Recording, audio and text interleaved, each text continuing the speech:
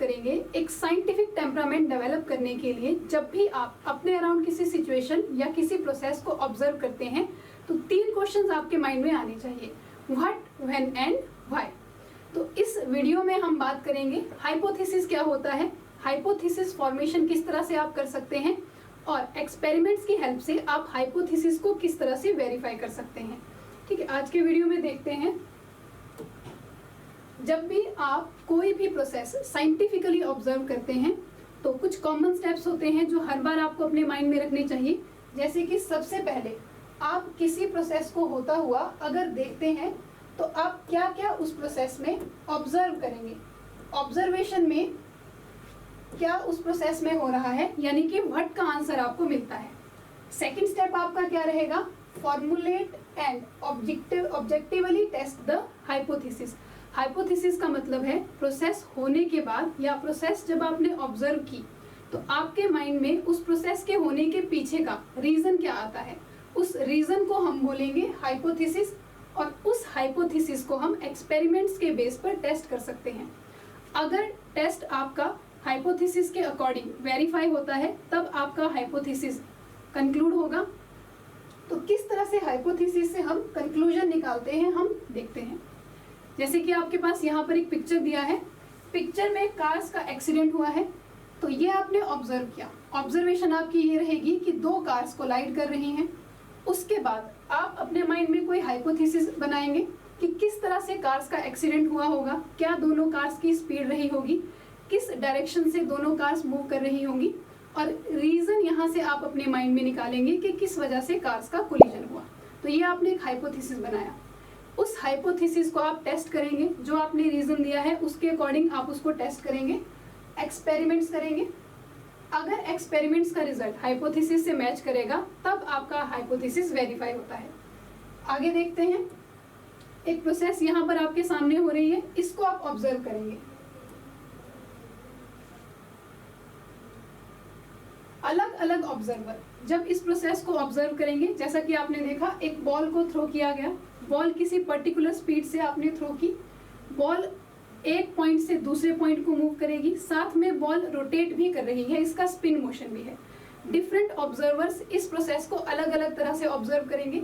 कुछ ऑब्जर्व करेंगे बॉल का कलर क्या है, कुछ ऑब्जर्व करेंगे बॉल किस तरह से स्पिन कर रही है, कुछ ऑब्जर्व करेंगे बॉल की स्पीड क्या है, कुछ ऑब्जर्व करेंगे जब बॉल ग्राउंड को हिट करेगी तब इसके हिट करने पर साउंड आएगा, उसको भी ऑब्जर्व करेंगे।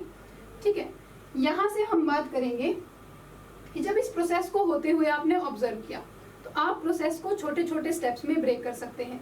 जो आपने ऑब्जर्वेशंस की, उन ऑब्जर्वेशन से, जैसे कि मैंने बताया बॉल का साइज क्या है, स्पिन क्या है, बॉल के वेट के ऊपर भी इसका मोशन डिपेंड करेगा। इन ऑब्जर्वेशंस की हेल्प से हमें ये जानना है कि इस प्रोसेस में हो क्या रहा है।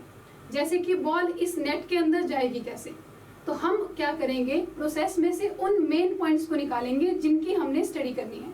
जैसे आपके पास इस केस में हम ये जानना चाहते हैं कि बॉल इस नेट के अंदर कैसे जाएगी, तो हमारे लिए जो हमारे काम का सिस्टम होगा वो बॉल और उसका मोशन होगा। उसके अलावा और भी बहुत सारे फैक्टर्स आपने ऑब्जर्व किए, पर ऐसा ज़रूरी नहीं है कि सारे फैक्टर्स आपकी स्टडी में आपके लिए यूज होंगे।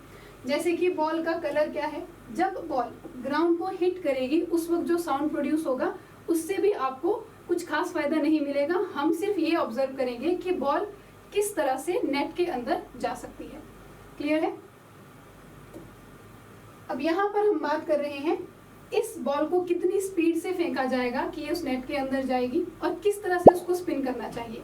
तो जो आप इसका रीजन निकालेंगे या रीजनेबल एक्सप्रेशन देंगे, एक्सप्लेनेशन देंगे इस प्रोसेस के होने के लिए, उसी रीजनेबल एक्सप्लेनेशन को हम हाइपोथेसिस बोलते हैं। और हाइपोथेसिस को हमने पहले भी कहा टेस्ट किया जा सकता है बार बार एक्सपेरिमेंट करके।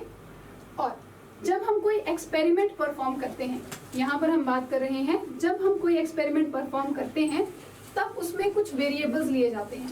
एक्सपेरिमेंट हमेशा कंट्रोल्ड सिचुएशंस के अंदर कराया जाता है।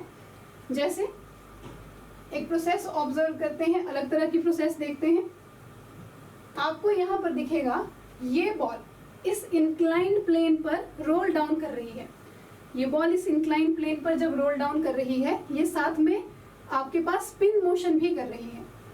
तो इस केस में अगर मैं वेरिएबल चेंज कर दूं, वेरिएबल में 2 मान के चल रही हूँ, इस प्लेन की जो इंक्लिनेशन है और दूसरा इस बॉल का जो वेट है। अगर हम डिफरेंट वेट्स की बॉल्स को इस प्लेन से स्लाइड करवाएंगे, रोल करवाएंगे, तो सारी बॉल्स का मोशन सेम नहीं होगा, हर बार आपको डिफरेंट रिजल्ट मिलेगा। जब ये बॉल ग्राउंड पर पहुंचेगी तब इसकी स्पीड अलग होगी, इससे ज्यादा वेट की बॉल रोल करते हुए ग्राउंड पर पहुंचेगी तब उसकी स्पीड कुछ और होगी।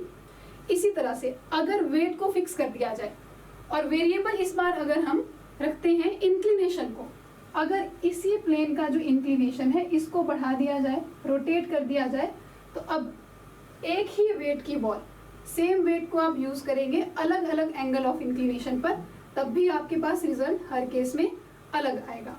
तो एक्सपेरिमेंट्स को भी किस तरह से किया जाता है, कंट्रोल्ड सिचुएशंस में किया जाता है। कौन से वेरिएबल्स को आप फिक्स रखेंगे, कौन से वेरिएबल को आप चेंज कर रहे हैं, एक्सपेरिमेंट्स परफॉर्म करते वक्त आपको ये पता होना चाहिए। नेक्स्ट यहाँ से वेरिएबल्स ये ध्यान में रखना है कौन सा कंट्रोल्ड है और कौन सा वेरी कर रहा है। इस तरह से हम क्या कर सकते हैं, बहुत सारे एक्सपेरिमेंट्स अलग अलग पैरामीटर्स को चेंज करके परफॉर्म कर सकते हैं। अब यहाँ से एक्सपेरिमेंट्स को तब तक रिपीट करते हैं जब तक कि आपके पास सारे के सारे रिजल्ट्स आपके हाइपोथेसिस के साथ मैच ना हो जाएं। इसका मतलब है अगर हाइपोथेसिस जिस तरह से रिजल्ट बता रहा था उसी तरह से एक्सपेरिमेंट्स का रिजल्ट हो रहा है तब आपका हाइपोथेसिस करेक्ट है। और अगर मैच नहीं होगा जो एक्सपेरिमेंट का रिजल्ट है और जो हाइपोथेसिस दिया है, अगर वो रिजल्ट के साथ मैच नहीं होगा तब उसमें कुछ एरर होगा और आप उस हाइपोथेसिस को रिवाइज करेंगे। तो इस तरह से आप अलग कुछ रीजन निकालेंगे कि ये प्रोसेस किस तरह से हुई होगी, दोबारा से आप हाइपोथेसिस फॉर्मुलेट करेंगे, दोबारा से आप एक्सपेरिमेंट परफॉर्म करेंगे और ये प्रोसेस तब तक चलेगी जब तक कि आपके पास जो हाइपोथेसिस था वो एक्चुअल एक्सपेरिमेंटल रिजल्ट के साथ मैच ना हो जाए। तो इस तरह से हम कंक्लूड ये कर सकते हैं, हाइपोथेसिस वो होगा जो आपके पास एक जनरल ऑब्जर्वेशन होगी या जनरल कंक्लूजन होगा। हाइपोथेसिस हर तरह के केस में रिपीट करेंगे आप प्रोसेस तो आपके पास वैलिड रिजल्ट देगा। एक एक्सपेरिमेंट अगर मैं परफॉर्म करूंगी, कोई दूसरा आदमी भी उसी एक्सपेरिमेंट को अगर उन्हीं कंडीशंस के अंडर परफॉर्म करेगा तब भी रिजल्ट सेम ही आएंगे। तब हम बोल सकते हैं कि आपका हाइपोथेसिस वैलिड है। तो आज के इस वीडियो में हमने बेसिक देखा कि हाइपोथेसिस क्या होता है, किसी भी प्रोसेस के होने का जो आप रीजन अपने माइंड में क्रिएट करते हैं, वैलिड रीजन या जो उसको एक्सप्लेन करेगा कि किस वजह से ये प्रोसेस हो रही है, उसे हम हाइपोथेसिस बोलेंगे। और हाइपोथेसिस को वेरीफाई कर सकते हैं एक्सपेरिमेंट्स की हेल्प से।